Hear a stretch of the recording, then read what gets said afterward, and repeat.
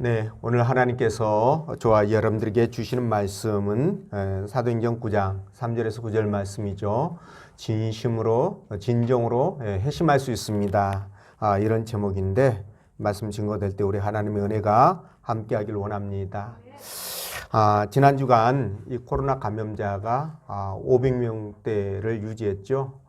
그러다 보니까 단계도 2단계로 이렇게 올라가게 되었고요. 어쨌든 이 연초부터 이 코로나 사태 때문에 참 올해 많은 사람들이 어려움을 겪고 힘들어 한 것 같습니다. 이 코로나가 좀 소강 상태인 것 같아서 우리 교회도 좀 지지개를 한번 켜볼까라고 생각했는데 다시 이렇게 움츠러드는 상황이 되고 말았네요. 이제 한 달밖에 남지 않은 올해는 이 코로나로 시작해서 코로나로 끝날 것 같은데 어쨌든 이 코로나는 여러분들께 늘상 말씀드리지만 개인적으로 차이는 분명히 있습니다. 그러나 결코 생각했던 것보다 위험하지는 않다라는 것을 말씀을 드려요. 제가 어제도 그 미국에 있는 교포의 얘기를 들었는데 이분이 그 몸이 좀 으슬으슬하고 또 그 좀 머리도 좀 아프고 띵하고 그리고 또 하루 지나니까 열도 나고 뭐 이렇게 근육통 때문에 여기저기 아프고 이렇게 해서 병원에 갔더니 코로나 그 감염되었다고 이렇게 진단을 했답니다. 그러면서 그 타미플루를 이렇게 처방을 해줬는데 그걸 먹고 한 3일 정도 있으니까 나았다 이렇게 얘기를 하더라고요. 그러니까 그렇게 그 걱정할 만한 상황은 아니다. 그래도 원체 전염력이 빠르니까 여러분들이 마스크 잘 쓰시고 그리고 이렇게 지내셔야 됩니다. 마스크 쓴 사람이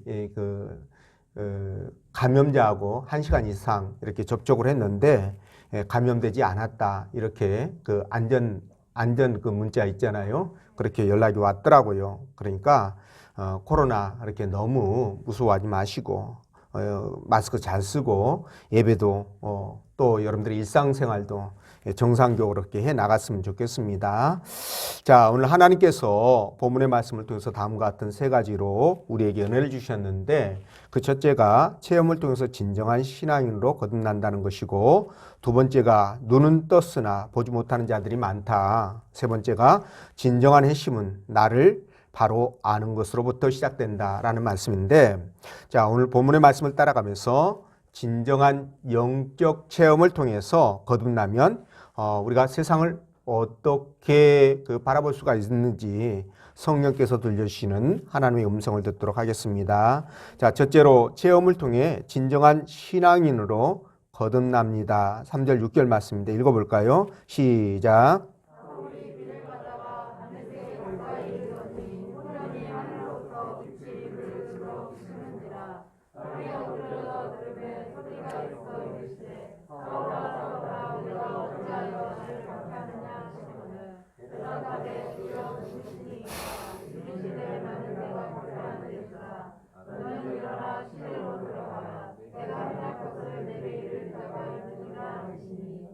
아멘.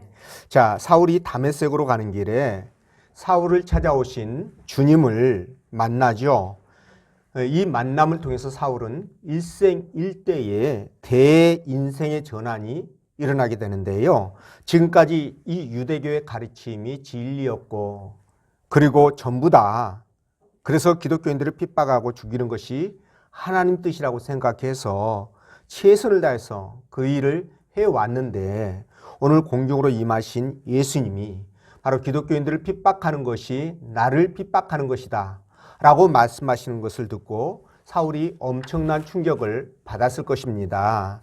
자, 그렇다면 자신이 그동안에 금과 옥조처럼 여기고 믿었던 이 유대교의 율법과 또 유전들이 실상은 하나님의 뜻을 벗어나서 하나님을 대적하는 것이었다 이런 말이 되는데 이런 말을 들으면서 얼마나 사울이 충격을 받았겠습니까?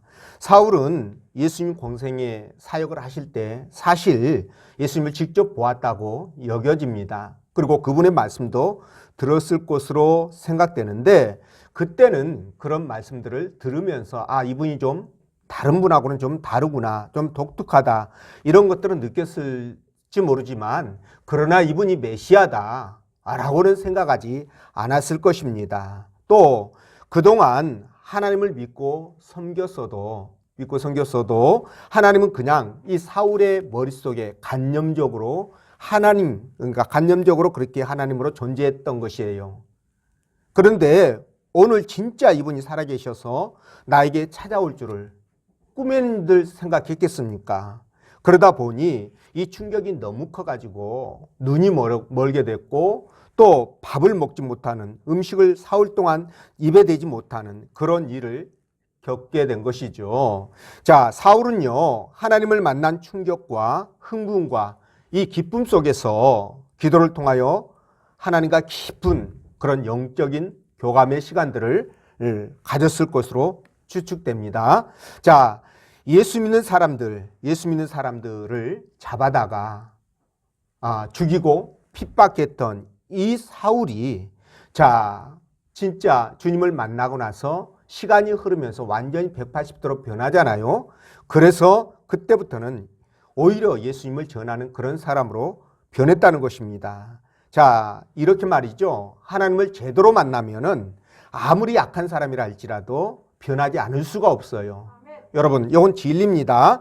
그래서 우리 기독교를 체험의 종교다 이렇게 얘기하잖아요. 그렇죠? 체험의 종교다. 그러니까 아무리 약한 사람이라도 영적으로 깊은 체험을 하면 지금까지 가지고 있었던 그 사람의 세계관 그리고 인식의 어떤 체계들 그리고 가치관 이런 것들이 근본적으로 바뀔 수밖에 없고 또 변하지 않을 수가 없다는 것이죠. 만약에 말이죠. 여러분들이 오늘 이 자리에서 주님을 만나고 직접 천국을 보았다면 어떨까요? 어떻게 될 것 같아요? 물론 뭐 의심이 많아서 보고 들어도 한여름밤에 꿈 같은 얘기인가 보다, 꿈이었나 보다 뭐 그렇게 생각할 수도 있을 겁니다. 그런데 말이죠. 근데 내가 듣고 보았던 이것들이 정말 너무나 생생하게 현실로 막 나타난다면 너무나 확증적으로 그것들이 나에게 보여주고 나타난다면 어떨까요? 아마도 모르긴 하지만 사울처럼 자기가 살아왔던 이 인생의 의미와 목표가 완전히 바뀔 것이라는 거예요. 여러분 그렇지 않겠습니까? 대답 안 하신 분들은 아무리 주님이 보여주고 난리를 쳐도 나는 변함없이 그냥 내 갈 길을 가겠다. 뭐 이런 건 아니겠죠? 네, 그렇습니다. 자, 그래서 우리가 사울과 같은 체험을 해도 여전히 돈이 최고고 명예가 최고고 게으르고 무기력하게 하나님은 뒷전이고 세상 부귀영화가 우선이 되고 이럴 수는 없는 거예요. 그죠? 이럴 수는 없습니다. 제가 여러분들에게도 말씀을 드렸지만 처음 주님을 만나고 나서 많은 영적 체험들을 하고 나니까 가슴이 뜨거워서 그냥 있을 수가 없다고 그랬죠. 그래서 전도지를 들고 미친 듯이 복음을 전했고요. 속된 말로 교회에 푹 빠져가지고 교회에다가 모든 것 다 갖다 바치는 그런 상황 속에 제 고향에서도 제가 예수 믿다 미쳤다 이렇게 소문이 날 정도라고 했었죠. 근데 이게 바로 정상이에요. 이렇게 될 수밖에 없습니다. 아니 초자연적인 경험을 했는데도 내 생각이 그리고 내 삶이 변화가 없다? 글쎄요. 이게 어떤 문제일까요? 이렇게 변화가 없다는 것은 무엇을 의미할까요?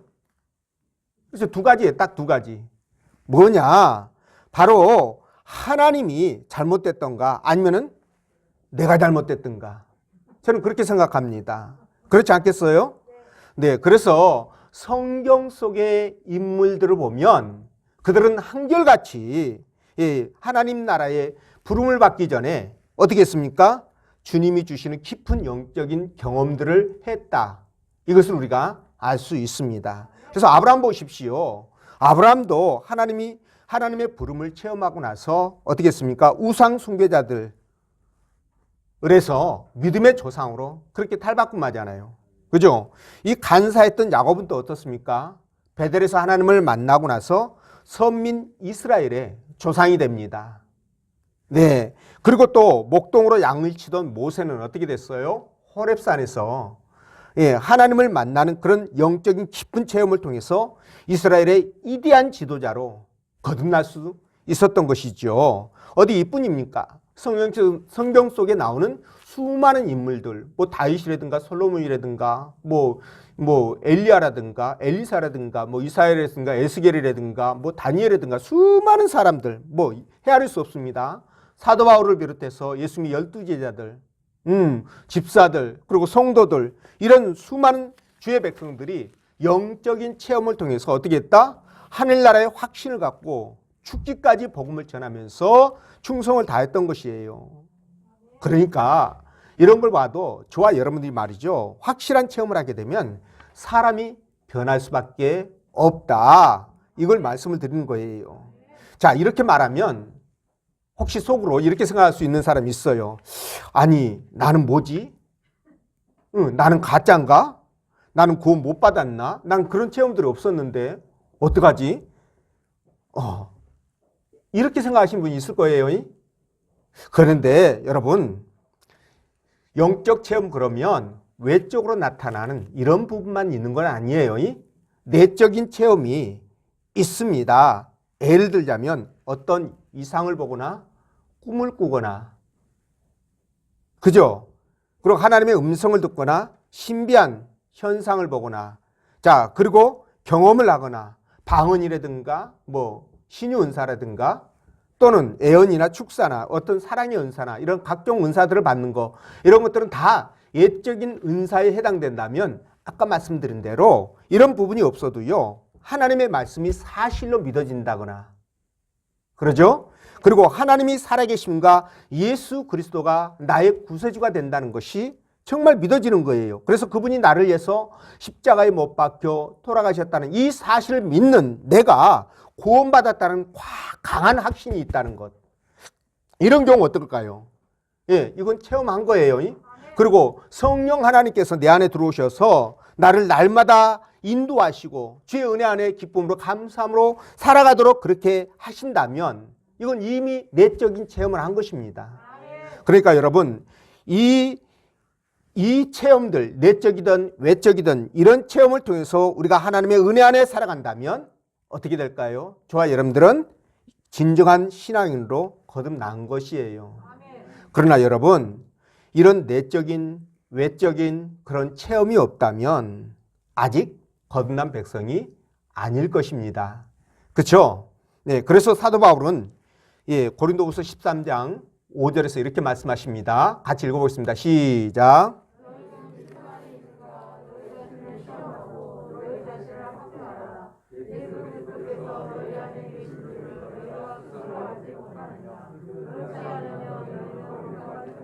그렇죠. 너희가 믿음 안에 있는가? 너희 자신을 시험하고 너희 자신을 확증하라 라고 얘기하죠. 예수 그리스도께서 내 안에 계신 것을 우리가 스스로 알지 못한다면 버리운 자 아니라, 그러니까 내적 체험이 없다면 하나님 앞에 버리운 자가 된다, 이런 말씀이겠지요. 자, 그래서 우리 기독교는 체험의 종교요, 은혜의 종교이고, 그리고 감사의 종교다.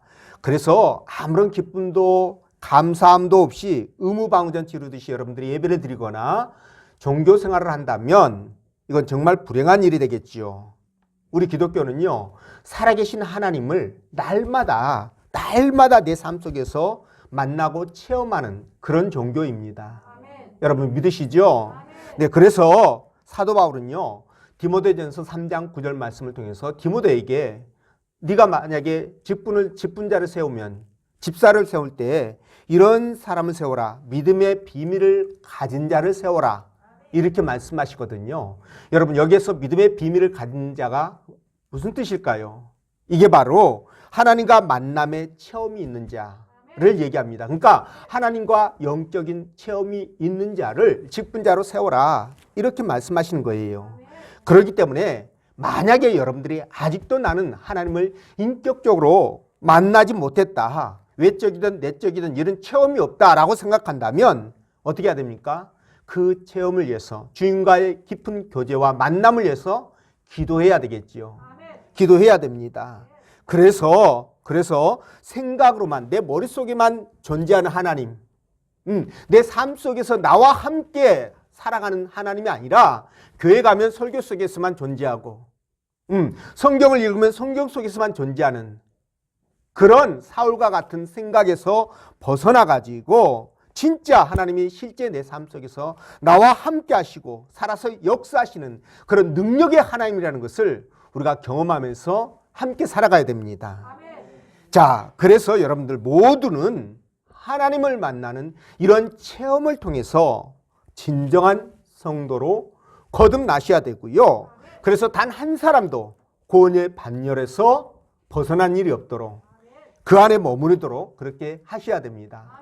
그런 여러분 되시기를 축원드리고요. 두 번째, 눈을 떴으나 보지 못하는 자들이 많다고 했죠. 8절입니다. 읽어봅니다. 시작.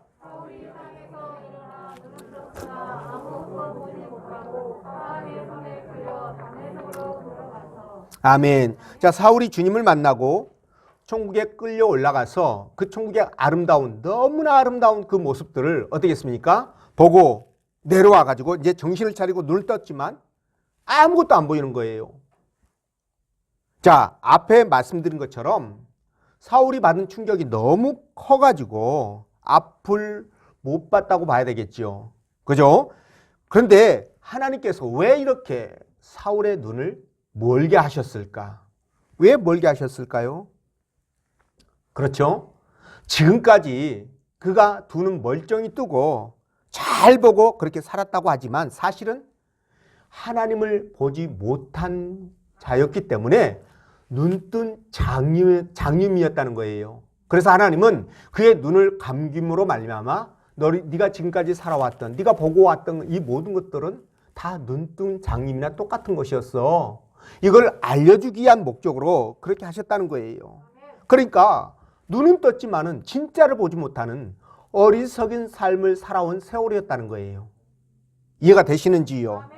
그래서 말씀을 드리는데 오늘 말이죠. 이 사울처럼 눈은 떴지만 실제로 봐야 될 것을 보지 못한, 하나님을 보지 못하는 사람들이 시대를 막론하고 너무 많았다는 사실입니다. 자, 멀리 보면 바벨탑을 쌓았을 때 그때 사람들의 영적 상태가 어땠습니까? 그들은요, 두 눈을 멀쩡하게 가지고 정작 봐야 될 하나님 보지 못하고요, 세상만 보았던 거예요. 노아 시대는 또 어땠습니까? 그때도 사람들이 하나님을 보지 못하고 세상 물질과 명예만을 쫓고 살다 보니까 서로 뺏고 빼앗기는 그런 삶이지 않습니까? 그렇죠? 이러다 보니 사람이 살아가는 세상이 아니라 짐승들이 살아가는 그런 세상을 만들어버린 거예요. 여러분들이 진짜 한번 생각해 보십시오. 영적인 눈이 감겨 있으면, 막혀 있으면 이 세상은 짐승의 세상이 되는 것입니다. 이들뿐만이 아닙니다. 소돔과 고모라 성은 어땠습니까? 그때도 마찬가지였잖아요. 또 광야로 나온 이스라엘 백성들의 삶의 모습을 보면 또 어때요? 그들도 이런 모습들이 내면에 깔려 있어가지고 부단히 문제들을 만들어내지 않습니까? 뿐만 아니라 여러분, 사사시대는 어때요? 왕정시대는 어떻습니까? 또 포로시대는 어떻습니까? 나아가서 예수님 시대에 유대 종교 지도자들, 유대인들은 또 어떻습니까? 똑같지 않아요. 뿐만 아니라 여러분, 중세시대 때는 또 어때요? 하나님께서 영적 권위를 임해 주시고 당신의 나라를, 당신의 백성들을 세워가기를 원해서 영적 권위를 임해 주신 그 지도자들이, 카톨릭 지도자들이 타락해가지고요, 하나님의 영광을 대신 취하지 않습니까? 뿐만 아니라 요 근래에 와서는요, 이성과 인본주의에 빠진 그런 사람들이요, 하나님의 말씀을 취사 선택하는 거예요. 내가 이성적으로 이해가 되면 받아들이고 이성적으로 이해가 안 되면 버리는 겁니다. 이렇게 취사 선택하면서 하나님 말씀을 부인하는 이 진보 신학자들, 그리고 자유주의 신학자들, 이런 자들도 똑같은 상황이라는 거예요. 그러니까 눈은 뜨고 있으면 사실 그들은요, 잘 보고 잘 판단한다고 하거든요. 그런데 실상은 영적인 눈이 감겨 있다 보니까 어떤 상황이 되나요? 영적 소경이 되어버린 거죠. 그래서 이사야서 43장 8절에서 하나님 이렇게 말씀합니다. 눈이 있어도 보지 못하고 귀가 있어도 듣지 못하는 백성을 이끌어내라. 이렇게 말씀하시는 거예요. 눈이 있지만 보지 못하고 귀가 있지만 듣지 못한다. 무엇을 보지 못하고 무엇을 듣지 못한다는 겁니까? 그렇습니다. 영적 세계. 하나님의 말씀, 하나님의 음성을, 하나님을 보지 못한다는 거예요. 그래서 말이죠. 오늘 이 시대에도 저와 여러분들이 바로 이런 모습을 갖고 있지 않는가. 내가 교회에 나와서 하나님의 말씀을 보고 듣고 그럴 때에는 영적인 눈이 있는 것 같지만 또 교회를 떠나고 세상으로 돌아가면 영적인 눈이 감겨서 세상의 눈만 발달해가지고 세상적인 것들만 받아들이고 그런 기준에 의해서 모든 것들을 판단하고 있지는 않는가. 이런 부분들에 대해서 우리가 심각하게 생각을 해볼 필요가 있다는 겁니다. 자, 그런데 이렇게 기가 막히고 코가 막히고 눈이 막힌 사람들의 공통점이 무엇이냐? 뭘까요? 이들의 공통점은 바로 여러분들에게 지금까지 말씀드렸던 것처럼 육의 세상만을 본다는 거예요. 육의 눈만 발달해 있다는 겁니다. 자, 육의 세상만 있다고 생각하면 이들의 삶의 모습은 어떨까요? 당연하죠. 여러분 제가 말씀 안 드려도 이 세상에 있는 것들의 모든 것을 다 겁니다. 올인해 가지고 수단 방법 안 가리죠. 그래서 많이 갖고 많이 누리려고 하는, 잘 먹고 잘 살려고 하는 이런 과정에서 별짓은들 못 하겠습니까? 그죠? 지금 우리가 살아가는 이 세대에 이런 모습들을 보고 있는 거예요. 그러다 보니 더더욱 어떻게 돼요? 하나님은 멀리 떠나보내고 하나님과 상관없이 살게 되죠. 그러다 결국 어디로 가죠? 지옥으로 끌려가게 된다. 이렇게 말씀을 드리는 거예요. 자, 그렇다면 우리는 어떻게 해야 될까요? 그러면 우리는 어떻게 해야 될까요? 육의 눈보다도 영적인 눈을 더 발달시켜야 된다는 거죠. 그래서 천국을 바라보면서 하나님의 은혜 아래 살아가야 된다는 거예요. 하나님의 은혜 아래 살아가야 되는 겁니다. 세상 사람들은요, 죽으면 다 끝난다고 얘기하잖아요. 다 끝난다고 얘기하다 보니까 이 보이는 세상만 전부라고 생각하고 하나님은 안중에도 없습니다. 세상 중심의 삶을 사는데 우리는 그래서는 안 된다는 겁니다. 여러분, 우리의 모든 생각의 우선순위는 하나님이 되어야 돼요. 내가 하는 것을 하나님께서 보시면서 어떻게 생각하실까? 나를 보시면서 하나님이 어떤 마음을 가질까? 이런 생각들을 하셔야 된다는 거예요. 저와 여러분들은 알잖아요. 이 세상이 전부가 아니라는 거 아시잖아요. 보이지 않는 영적 세계가 있고 하나님의 나라가 있고 천국과 지옥이 있다는 거 알고 있잖아요. 그렇다고 한다면 우리의 삶의 모습은 어떻게 돼야 될까요? 영의 세계를 보지 못하는 저 사람들과 똑같아서는 안 되지 않습니까? 그죠? 오직 우리 하나님을 바라보면서 믿음으로 그렇게 살아가야 되는 것입니다. 여러분 보세요. 지난 주간에도 제가 부자 청년에 대한 말씀을 드렸는데, 자, 예수님이 부자 청년에게 내 재산을 가난한 자들에게 나눠줘라. 이렇게 말씀했지 않습니까? 그렇죠? 자, 그랬을 때 만약 이 부자 청년이 영적인 세계를 보는 사람이었다면, 영안이 열린 사람이었다면 어떤 결정을 했을까요? 그렇죠. 당연히 삭개오처럼 자기 재산을 가난한 자들에게 나누어 주었을 것입니다. 그런데 부자 청년은 오늘 본문 속에 나오는 사울처럼 영의 세계를 못 보는 거예요. 하나님 나라를 듣기는 들었을지 모르겠지만 그냥 관념 속에, 생각 속에서 그냥 존재하는 그런 정도로 여기다 보니까 사울처럼 어떻게 해요? 근심하고 그런 일들이 벌어지게 되겠지요. 그래서 이 부자 청년도 근심덩어리 짊어지고 돌아갔습니다. 여러분, 보이지는 않지만 분명히 영의 세계에 존재합니다. 하나님 나라에 있습니다. 이것을 여러분들이 이 땅에서 그것을 믿고 살아가는 것이 바로 믿음 아니겠어요? 근데 이것이 믿는가 안 믿는가 긴가민가 해가지고 나중에 죽어서 확인해 봐야지 이러면 어떻게 될까요? 이미 늦었지요. 그래서 우리는 그렇게 생각하지 마셔야 되는 거예요. 그게 믿음이니까. 그 믿음을 가지고 확실하게 믿고 믿는다면 내 삶을 통해서 그런 모습들이 드러나야 되겠죠. 나타나야 됩니다. 그런 삶이 되어지시기를 주의 이름으로 간절히 축원드리고요. 자, 셋째로 진정한 회심은 바로 나를 아는 것인데, 아는 것으로부터 시작되는데 9절 말씀 읽어봅니다. 시작. 아멘. 자, 앞에서 영적 체험을 통해서 사울이 진정한 신앙인으로 거듭났다라고 말씀을 드렸는데, 사울의 회심은 자기의 영적 상태를 바르게 깨닫는 것에서부터 시작됐어요. 자기의 영적 상태를 바르게 깨닫는 것에서부터 시작됐다고 말씀을 드리는데, 자, 8절에 보면 사울이 땅에서 일어났죠. 눈을 떠서는 아무것도 안 보입니다. 이렇게 소경이 된 것은 아까 말씀드린 것처럼 하나님의 특별한 뜻이 있어서 그렇게 되었다라고 말씀을 드렸잖아요. 자, 그런데 사울이 지금 말이죠. 이런 상황 속에서 사울은요, 그 3일 동안 하나님 앞에 기도했잖아요. 그렇죠?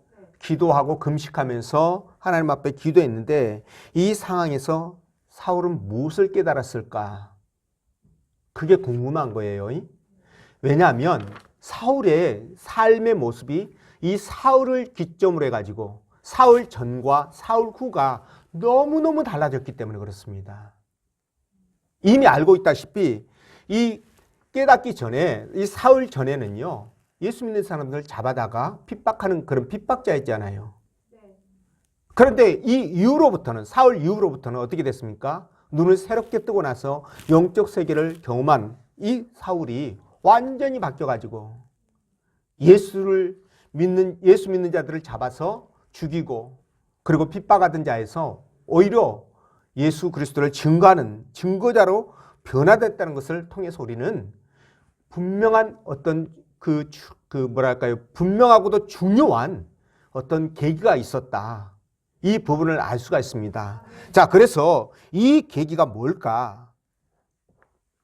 그가 자각하게 된 이 결정적인 계기가 무엇이었을까? 그 자각하게 된 것이 무엇이었을까라는 것을 우리가 생각한다면요, 저는 이렇게 생각합니다. 소경이 되었을 때 사울이 내가 왜 소경이 되었을까? 내가 왜 앞을 보지 못하는 사람이 되었을까? 이 일을 통해서 하나님께서는 나에게 무엇을 원하실까? 이런 부분들을 깨닫지 않았겠습니까? 그래서 사울이 하나님의 그 존재를 확실하게 깨닫고 믿고, 영적 세계의 존재를 확실하게 믿고, 그때부터 하나님 나라의 일꾼으로 거듭났다. 저는 그렇게 말씀을 드리는 거예요. 여러분, 사울은 유대계에서요, 부족함이 없는 전도 유망한 그런 인재였습니다. 그랬던 그가 순교까지 할 정도로 이렇게 변화됐다는 것은 바로 그 부분이에요. 눈먼 상태를 통해서 내가 어떤 존재고, 그리고 무엇을 위해서 살아가야 되고 어떻게 죽어야 될 것인가, 이런 부분들을 깨닫고 나니까 바로 사울이 그렇게 엄청난 어떤 생각의 변화, 삶의 변화를 이루게 되었다라는 것이죠. 자, 그래서 여러분들에게 말씀을 드립니다. 저와 여러분들은 마찬가지로요, 진짜 우리가 온전한 신앙인으로서 하나님이 기뻐하는 삶을 살아가기 위해서는 어떻게 될까요? 저와 여러분들도 똑같습니다. 내가 하나님 앞에 구원받은 그 이유가 무엇일까? 하나님이 나를 구원시켜 주신 그 목적이 뭘까? 이런 걸 생각하는 거예요. 그러면서 하나님이 나를 향해서 무엇을 기뻐하실까? 뭘 원하실까? 어떤 일을 하기를 원하실까? 이런 걸 생각하면서 주님이 기뻐하는 삶, 주님이 원하는 삶, 그런 삶을 살아갈 수가 있는 것입니다. 그런 삶을 살아가야 되는 것입니다. 그래서 먼저 무엇이 필요하다? 영적인 상태를 자각하는 것, 깨닫는 것이 중요하다는 거예요. 이걸 알아야 그 다음을 생각할 거 아니겠습니까? 아니, 내가 잘하는지 못하는지 이걸 모르는데 무엇을 할 수 있겠습니까, 여러분? 그래서 내가 정말 죽을 수밖에 없는 죄인이었는데 우리 주님이 나를 위해서 죽으심으로 말미암아 나를 살리셨고, 그리고 내가 살아가는 이 땅이 전부가 아니라 보이지 않는 그런 영적 세계가 있고 하나님이 계시기 때문에 나는 이 땅에 살아도 오직 주를 위해서, 천국을 위해서 살아가야 된다. 이런 자각 말입니다. 이런 자각을 할 때 우리는 비로소 하나님 나라 백성으로서 이 땅을 자신 있게 살아갈 수가 있고요. 그리고 정말 하나님 나라 백성으로서 영광 돌리는 삶이 된다는 것입니다.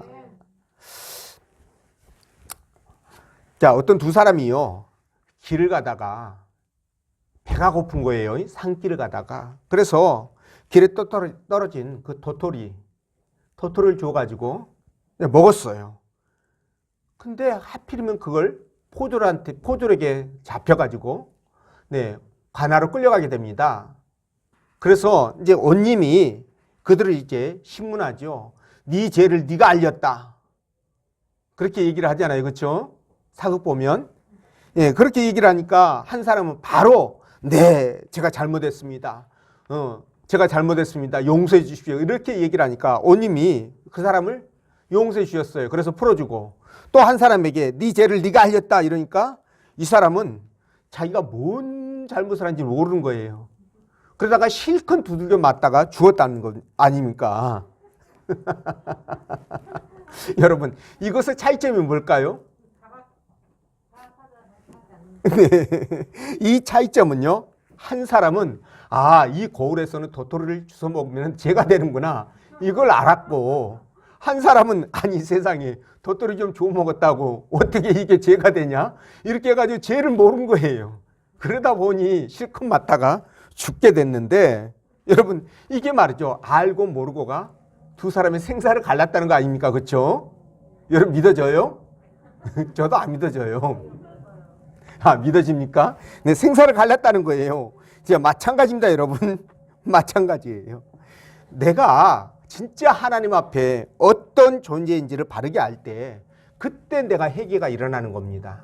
내가 저지르고 있는 짓이 잘못한 짓이다. 하나님 앞에 죄가 된다는 것을 알아야 해결을 하죠. 그걸 모르는데 어떻게 해결을 합니까? 해결을 해야 거기서부터 진정한 회심이 일어나는 거예요. 그러니까 여러분, 바르게 내 자신을, 영적 상태를 진단하고 깨닫고 돌이킬 때 거기서부터 어떻게 된다? 진정한 회심이 이루어지게 되고 하나님과의 깊은 관계가 이루어진다는 겁니다. 그래서 하나님께서 이사야 선지자를 통해서 또는 수많은 다른 선지자들을 통해서 이스라엘 백성들에게 돌아오라고 요구할 때 그냥 한 거 아니에요. 그들의 지금 현재 상태, 제약들을 지적하고 그들이 얼마나 지금 심령의 상태가 완악해졌는지 이런 것들을 지적하고 깨닫기를 원하셨어요. 그리고 예수님도 마찬가지입니다. 라오디게아 교회에다가 회개를 촉구하면서 뭘 얘기합니까? 그들이 지금 얼마나 교만한 상태인지, 그들이 얼마나 하나님 앞에 영적으로 피폐한 상태인지 이것들을 지적하셔요.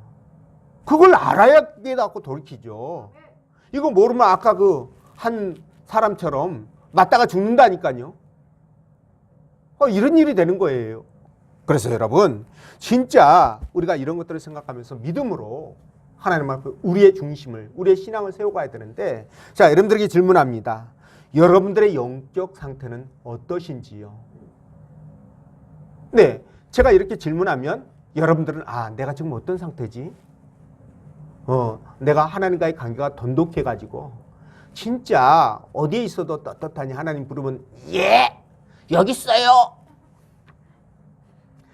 목소리가 왜 이렇게 나오죠? 그렇게 대답을 해야 되잖아요, 우리가. 그렇죠? 그러면서 하나님 앞에 감사함으로 기쁨으로 나가야 되잖아요. 그런데 내가 이 영적 상태가요, 심란하면, 피폐해져 있으면, 강팍해 있으면 하나님이 불러도 대답은 물론 음성 자체를 못 듣습니다. 하나님이 손에다 쥐어줘도 뭔지를 몰라요. 그러다 보니까 어떻게 됩니까? 멸망의 길로 갈 수밖에 없잖아요. 그래서 저와 여러분들이 진짜 영적으로 민감해져야 됩니다. 그리고 이 세상이 전부가 아니라 하나님이 계신 그곳에 내가 돌아가야 된다.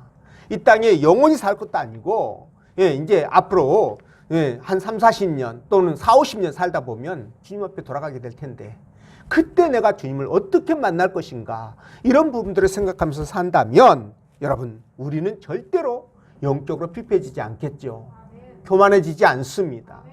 자, 그래서 항상 하나님과의 관계가 이렇게 긴밀하게, 예민하게 이렇게 되어야 여러분들 죄에 대해서 민감하게 되고요.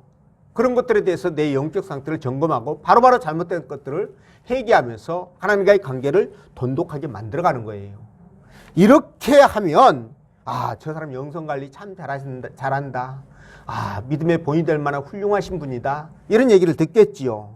자, 그래서 저와 여러분들은 어떤 일이 있어도요, 하나님 앞에 우리가 정말 이 마지막 시대에 깨어 있어야 됩니다. 깨어 있어야 돼요. 그래서 세상 돌아가는 것도 이 성경적으로 읽고 해석하면서 내 믿음의 신앙을 바르게 지켜갈 수 있는 겁니다. 자, 그래서 하나님 앞에 진짜 우리가 이 마지막 시대에 복된 삶을 살아가야 되는데 여러분들은 반드시 그런 복된 사람이 되시기를 주의 이름으로 축원드립니다. 기도합니다.